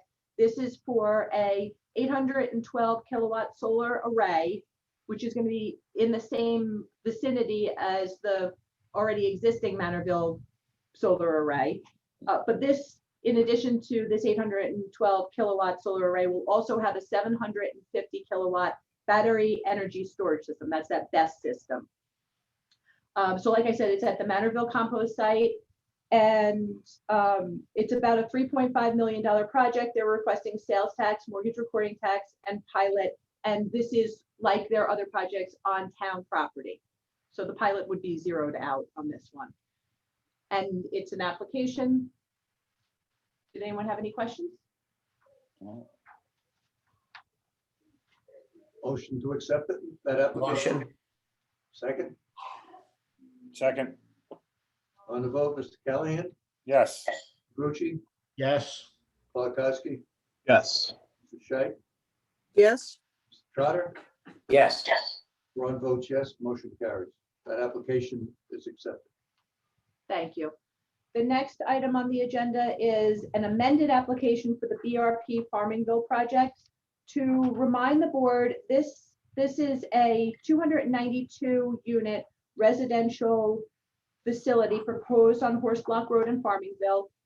This project came to us, it was a while ago that it came to us, and it's changed ownership since the original application. And now they've come back to us and told us that the costs of the project have changed dramatically. The letter was in your packets. The costs have increased to 135 million. And as a result of those increase in costs, the mortgage recording tax exemption has increased, and so has the sales tax. We did a public hearing yesterday. There was no comment. And this is a final authorizing resolution. So I guess we're accepting the changes. Bill, is that we should accept the... So the resolution accepts the changes to the application and authorizes the higher sales tax exemption and higher mortgage recording tax exemption. Those of you who might remember this was We did not originally- adjust the pilot. I'm sorry, Bill? We did not adjust the pilot. That's right. Those of you who might remember, this was Mike Kelly's project initially. I think he's probably still involved on the construction side. May I have a motion, please? So moved. So a second. On the vote, Mr. Callahan? Yep. Mr. Grucci? Yes. Mr. Polakowski? Yes. Mrs. Scheit? yes, Mr. Trotter? Yeah. Mr. Braun votes yes, motion carries as the thunder is rumbling in the background. I thought I saw lightning. I think I saw lightning too. Okay. Thank you. The next item on the agenda is a subtenant application for the Interstate Mechanical project. This is a company called CAD/CAM Labs. And just to remind the board, the Interstate Mechanical project is a recent project that we did at 355 Sills Road. And when they came to us originally, they told us that they were anticipating renting some of the space out. And so I think we've had one other subtenant apply. It's not yet finalized, but they told us they would be doing this. And this subtenant is a manufacturer and fabricator of various metal parts. And it's a 1-year lease with options to extend. Howard, was there anything that you wanted to add? No, I think that covers it. Thank you. Okay. And if you look at the application, it almost looks like this company is a supplier to Interstate Mechanical. Yeah, they're. Yeah, Fred, that's what I perceive when I see the people that come into this building. They all are related in some way to Interstate's business. Which is smart. Motion to accept that application as a subtenant. So move. Is there a second? Second. Thank you. On the vote, Mr. Trotter, Yes. Jay, Yes. Mr. Polakowski. Mr. Polakowski, you still with us? Yes. Thank you. Mr. Grucci, Yes. Mr. Callahan. Yes. Mr. Braun votes yes, motion carries. Okay, the next item on the agenda, thank you, everybody. The next item on the agenda is Region Tech. I just wanted to give everyone a heads up. Howard reached out to the council. Howard has been in touch with council for the bank. We sent a April invoice and we have not yet received anything. So I really wanted to give you guys a heads up that it looks like this project is probably going to end up terminating for failure to repay, failure to pay the pilot. It's, I guess, I mean, Howard, at what point do we need to discuss if there's going to be recapture? Like, do we need to run that now? I don't think so, because as a practical matter, they're not going to voluntarily pay any recapture anyway. So then the question will become whether or not we want to sue them to recapture the funds. And keeping in mind that we can ask the assessor's office to re-levy them. So I guess we do have some options in it. Howard, do you have any concept of how much a recapture amount there would be? No, I don't. I think we closed this about 4 years ago, so it's difficult for me to say. I don't remember off the top of my head the numbers. We probably, you're right, we probably wouldn't be paid, but I think we would be remiss in an audit from somebody in Albany if we didn't follow through on that, on the recapture. Well, I was just saying, if we terminate, then I would think that at the very least, we'd make a demand for the recapture and then make a determination whether it makes sense to sue or not, or you're wasting your time. Okay. I just, as Lisa said, I reached out to the attorney. I spoke with him. He hasn't gotten back to me. I've sent him a couple of further follow-ups and haven't heard further from him. What firm is representing him? Peter Lagakis, if I remember. Well, okay. Out in Setauket, East Setauket, if I recall. That sounds right to me. Yeah. So there's no I mean, action.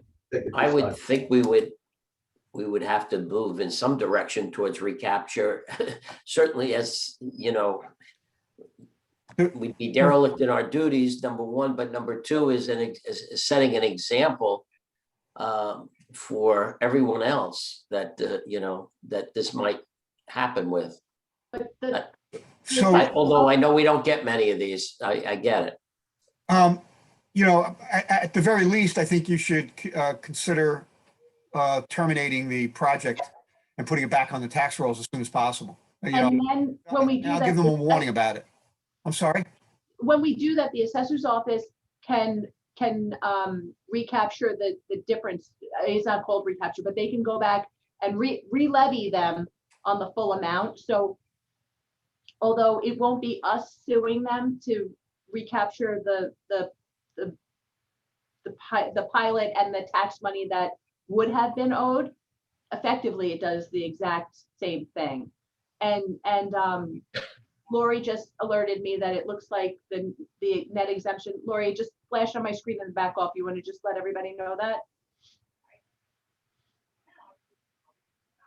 Sorry, I'm looking through back through the exemptions, but it was like 16,000 in 2019-20, and now I'm looking at the other one. So I'm putting together a spreadsheet for everyone. Okay, and honestly, it almost doesn't, not that it doesn't matter, but if we kick this back to the assessor's office, that they can, The assessor's office can only go after the property tax, correct? What about the sales tax exemptions we gave them? And the mortgage recording tax. Well, it depends how far back you guys want to go. And that's a question. You can also alert the New York State Department of Taxation and Finance, who will go after them for the sales tax and the mortgage recording tax exemption. So let the state do the heavy work. Yeah, I like that concept, and to Frank's point, we don't want to send the message out there that you can come and get your benefits and then, cry you're an orphan because you killed your mother and father. Oh, I like that's a good example. Eloquent, Felix. Felix, that'll- Absolutely eloquent. Felix, that'll look very good in the transcription for the minutes. Brad, write that one down As a for the reminder, future. this is being recorded to be preserved in forever. Howard, do you need any action from the board today? I'm a little confused as to whether or not Lisa has her, if you previously delegated the authority to her to institute the termination, or whether you need a separate motion for it in each instance. I was under the impression that Lisa, you would delegate that authority to Lisa. But I Do will we need a leave that motion to to do others that? who have better recollections. If you want a motion to back it up just in case, we can do that. Yes, certainly. Please. I make a Frank, motion. Frank, are you about to do that? Yes, sir. Is there a second? Second to Frank. Mr. Callahan? Yes. Mr. Grucci? Yes. Mr. Polakowski? Yes. Mr. Scheit? Yes. Mr. Trotter? Yes. Mr. Braun votes yes. Motion carries. Thank you, everybody. I'm still holding out hope that this might not come to fruition, but Yeah. it's not looking good. Well, yeah, I'll follow up. Thank you. Regarding the assessor's office's involvement, if and when we do get to that point, I would ask that we have that conversation as a board with the assessor to ensure, action that would be taken. Well, Frank, when we terminate them, it kicks to the assessor, and then Yeah. they're responsible for getting whatever hasn't been paid. So we've done this in the past. This isn't a first time with them. And so I feel like this is something that they will understand and be able to do. But are you saying you want to have the assessor here on a board at a board meeting? That's what I was saying, yeah. Lisa, is that discretionary on behalf of the assessor or mandatory? That if we kill the project, do they have discretion whether or not to go after him or not to go after him? My understanding is that it's mandatory, but that my understanding could certainly be wrong. And that do you have That's kind of why I was saying we should, if it winds up in the assessor's office, we should have a conversation with the assessor so that we're all on the same page and understanding of where we're going. At least for me, it's my first, even though you guys have maybe done this before, Lisa. Well, so we've done this a couple of times in different ways. We had a situation where we recaptured a project, but at the same time that we recaptured them, they were selling the building. So at the closing, we were able to recapture the money all in sort of a one swoop. So that was sort of just worked out pretty well. We had another situation where a project stopped paying its pilot, and it took us a long time to kind of figure out how to maneuver it and what to do. We talked about it for probably longer than we should have, in my opinion. And that's when I learned that the assessor's office has the ability to go back in time and recapture and re-levy. And they did. Right, So- they can go back 3 years. Yes, that was what I learned in that situation. Well, if it comes to that, maybe we could have a full-blown conversation, Howard, with regard to the whole situation so that we have a better understanding. Maybe we won't get there either, so. But in the meantime, Lisa's on the job, so. Right. All right. I am I'm hopeful that this gets straightened out. This is not at all, you know, what we wanted, I guess. Are they Okay, assessed so- interest and penalties for not paying? Yes. Yes. And you know, there's a fee to the agency, which we won't be able to recover without suing them. And it's just, I don't think that's worth suing them, but that's your decision really. Right, that's right, yeah, and that's exactly why I'm saying, if and when we get to that point, we should have a full-blown discussion so that we know what we're talking about. We know what action will be taken by who, and we have a better understanding. I mean, this is, in my opinion, a serious thing. Somebody came before us, they received benefits, they went back on it, and we need to take appropriate action.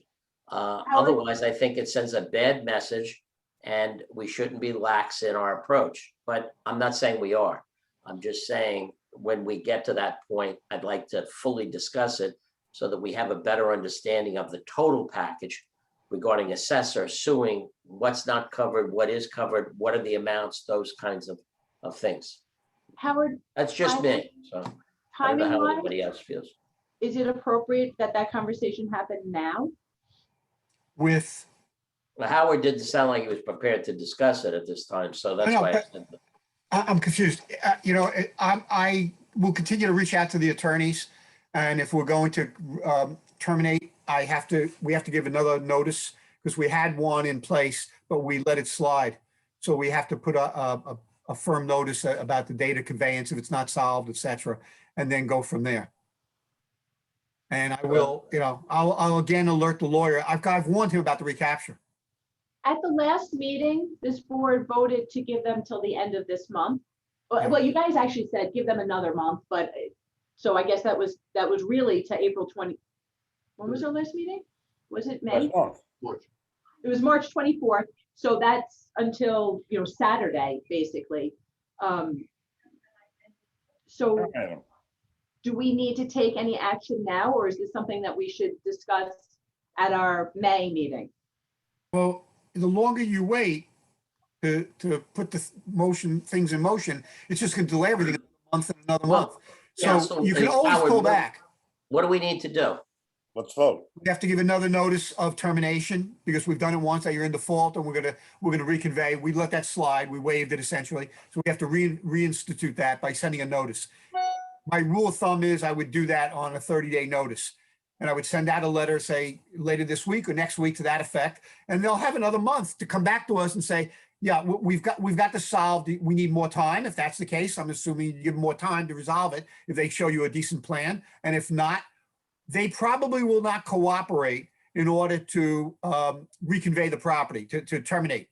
We will have to do that and use the Annette's relationships with the county clerk's office in order to get the documentation recorded. Yeah, that's Howard, do you need any kind of an action by the board today? So we Other should, than to make certain that, you know, we're authorizing us to terminate. All right, somebody care to make that motion to that effect? Frank, second? Yeah. On the vote, Mr. Callahan, Yes. Mr. Grucci, Yes, Polakowski, He's off. he's muted. He's gone. Muted or off, but that's a, Mrs. Shea, Yes. Mr. Trotta, yes. Ron votes yes, the motion is carried. Thank you, everyone. So John's brought to my attention that although you voted on accepting the application for the interstate mechanical subtenant, you didn't pass a resolution. So I think we should go back and Josh is keeping an eye on this. all right. Thank you. Assuming I'm right. Well, it can't hurt to do it twice if not. So I think we should pass a resolution approving CAD/CAM as a tenant in the interstate mechanical facility. So moved. Thank you. Second. Anne Marie, thank you. Mr. Trotta? On the vote, Yes, Mrs. Shea? That's the right Yes. answer. I didn't hear you You're good, Frank. asking. That's Sorry. okay. That's all right. Mrs. Shea, Yes. Mr. Polakowski, Mr. Grucci, Yes. Yes, sorry. thank you. Mr. Yeah. Callahan, Yes. Mr. Braun votes yes. The motion is carried perhaps again. That's belt and suspenders for you. The next item on the agenda I wanted to bring to your attention is an RFP that we sent out in April requesting a human resources contractor. So we requested that responses be in by May 1st. It went out to a pretty broad cross-section of potential respondents. If anybody knows anyone else that they'd like to share it with, please, it's in your packets. Feel free to send it out. And I just wanted to, bring to your attention that we are working on that piece of our operations. Did anyone have any questions on that? Okay. The next item on the agenda is the board assessments. Do you want to? I'm going to defer that till the May meeting. I don't think there's anything critical in there. There are a couple items that should need to be discussed along the lines of understanding strategic planning, some of our community impressions or their impressions of us, and a couple other things. It deserves some time. I don't want to give it short shrift today. So hopefully we'll pick that up in May. And we're also going to ask the folks, and intend to do that today, but the interest of time, postpone that, is the people that do our cost benefit analysis to speak to us for 15 to 20 minutes so everybody here understands exactly how that document is put together. Good. Okay. Thank you, everybody. So the next item on the agenda is the LIBDC sponsorship, both of the Montauk Conference and of the June luncheon. As we discussed in the LDC meeting, they are $5,000 each, and I am suggesting that we sponsor both of these events and that we split them between the IDA and the LDC. So moved. Second. Anne Marie, thank you. Mr. Callahan, Yes. Mr. Grucci, Yes. Mr. Polakowski, Yes. Mr. Shea, Yes. Mr. Trotter, Yes. Braun votes yes. The motion carries. And although I did not include it on the agenda, the last thing I just want to say is congratulations, everybody. The recognition from the LIBN is a very nice recognition. Thank you, everyone, because it's completely a team effort. Thank you to the staff for all their hard work last year. But the truth of it is, we can't do any of this without a supportive board and the support of council. So I just really wanted to say thank you to everybody. I'll pass out as more information comes in. I will Thank you, guys. share it. I had a couple of quick ones. Annette, are you still there? Annette? Are you You're on on mute? mute. I'm on mute. Hi. In connection with the wind project. Yes. There's discussions in the past that the town would lead any condemnation exercises, if I want to use that term. As I look at the property list that was an exhibit to their application, much of the properties or most of the properties are town, county, state, PSE&G. It looked to be only 2 or 3 properties were privately owned that would seem to be the subject of a condemnation agreement if necessary. Is that correct? Actually, I think the only condemnation, and the town will undertake it, is a paper road. It was never offered to us on the filed map. Sometimes that happens on these old file maps. So we'll have to condemn that paper road to go through. Other than that, I don't believe there'll be any condemnation. Okay, thank you. You're welcome. While we're on that, could I just ask Annette also, who takes the lead on the environmental issues regarding that two-phase project? One is the cable, the other is the actual windmills. So it's actually the permitting of the windmills is under a whole separate, it doesn't even come to the town. And there'll be an environmental review on that. And then there'll be an environmental review on the opening of the roads once it gets on land. That may be undertaken with the windmills, and then we'll just adopt it, or we may just do a neg deck at the town level for the onshore. Is it the state or the? The state. Yeah. Yeah, what, the state? Yeah. It's Article 7 of the Yep. energy law. They have an application in. Did you get a copy of that, Bill? Yes. Yeah, So, they filed an number of- application and they gave us notice of it. It's just dated April 2020. And it's right here. It's anybody, this is for the potential route of the onshore transmission being done at the state level. So Billy, I don't think we'll just use that CEQA for the IDA, right, Bill? That's What right. about So- the windmill portion of it? And then is that EPA? That's, all of that is being done by the state. Yep. The state several years ago took it away from local municipalities to prevent for all types of power projects over certain size, so that you could not have a local town, village, or city or county blocking a state approved energy project. State, took that local approval away. And Bill, you got that application directly to you. I requested that they send it to you, but we got it also. I was gonna copy it. And He send did it. not send it to me. I've asked him for it, asked Andrew for it. Okay, we have it. We'll send it to you. Okay. As part of the state's environmental review, do they contact the fishing industry to get their input? There's all, it's all, there's certain people you can intervene, or there's different ways you can be involved in it. But that's all pretty much done. When the leases came up for this water, that was all considered. You saw that the other day with when the Biden administration pulled back a couple of leases out, 15 miles out. This is 30 miles out. So again, I think that's all part of this study they'll do as part of Article 7. They'll address it. Anybody can make, you can put in comments. There's certain people that can intervene, and then there's just certain people that can comment and be a part of it. So it's the Article 7 process is, we're preempted from that. Felix, I wasn't sure whether you were lobbying for a tour of the wind turbines. No, that's okay. That's gonna be interesting if we do another bus trip. Road trip.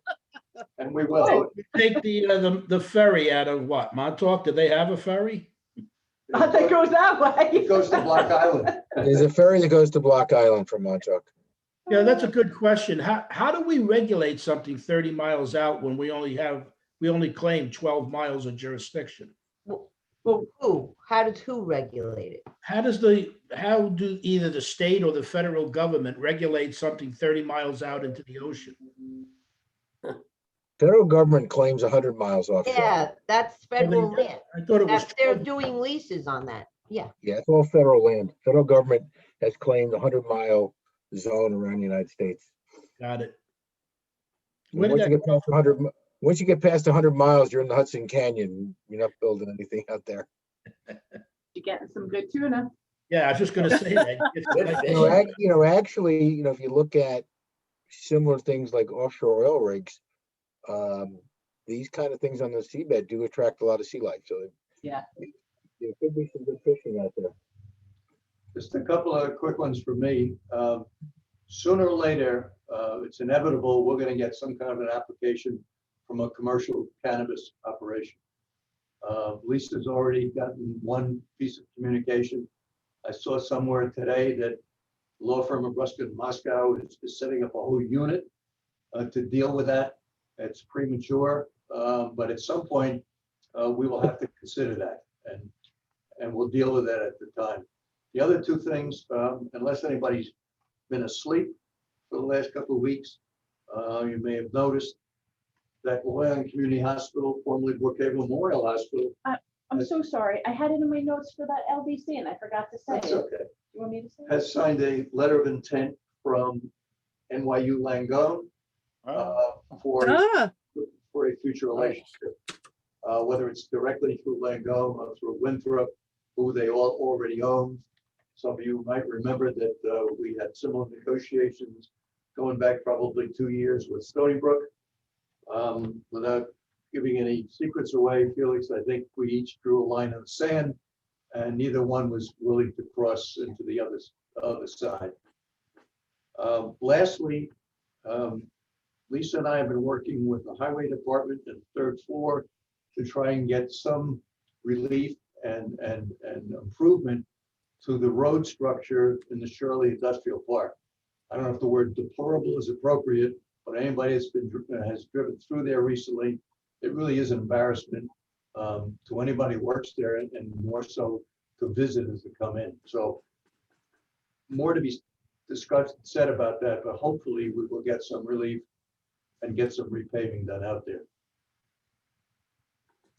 That's all I had at my end. Lisa? I think. Brad? Frank? One last important thing to raise. Got to wish Lisa Mulligan a happy 29th birthday that she celebrated this week. Woo, 29 again, baby. whoa. Happy At birthday. least some anniversary. Monday. 29th birthday. You should Love take saying lessons from Frank on how to celebrate a birthday. He really did it well. I was at a baseball field. Frank, did you have a question? Yeah, did anybody attend the state training that they did on Zoom with regard to that? Lisa? We all did. Yes. I thought so. Was there anything I did. interesting that came out of it? Oh, not that one. More, or more questions? The comments that Lisa and I had to do with the ABO.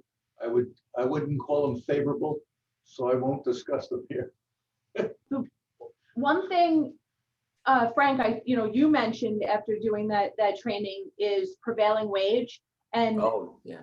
I don't really want to get too far into it, because what I learned is that there's more questions than answers right now. Like the prevailing wage board hasn't even been appointed, and Correct. legislation comes into fruition in January. So it's, the year is cranking along, and we're supposed to enact that January 1st, but the board hasn't even been established. So it's something that we definitely are going to have to figure out, but I don't know how we figure it out when they haven't figured it out yet. But Yeah, that's why it was an eye opener. we have our council. They'll muddle through it.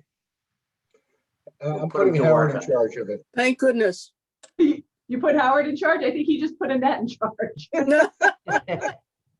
that put you in charge.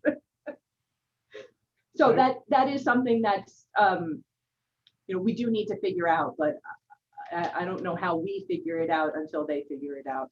Frank, were you on it for much of the day? What's that? Were you on that training session for much of the day? A little bit on? No, I was on the entire time. Okay. My question with regard to the training was related to marijuana. They had a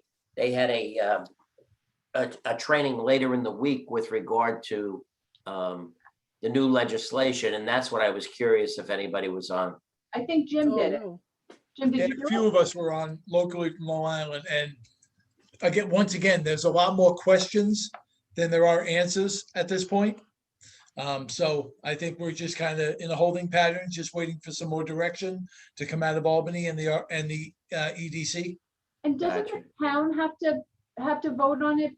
I mean, like the town votes against it, then it's a non-issue at the IDA, because projects, won't be able to move forward. They need the proper zoning.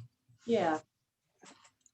Well, I think product sampling might answer a lot of those questions. And that's where the bus trip comes in. I don't know about you, but And Bill will remind you this is being recorded. I don't know about you, but I passed. But We'll take that magical mystery tour. just to that bus trip, I think the people that were on it 2 years ago enjoyed it.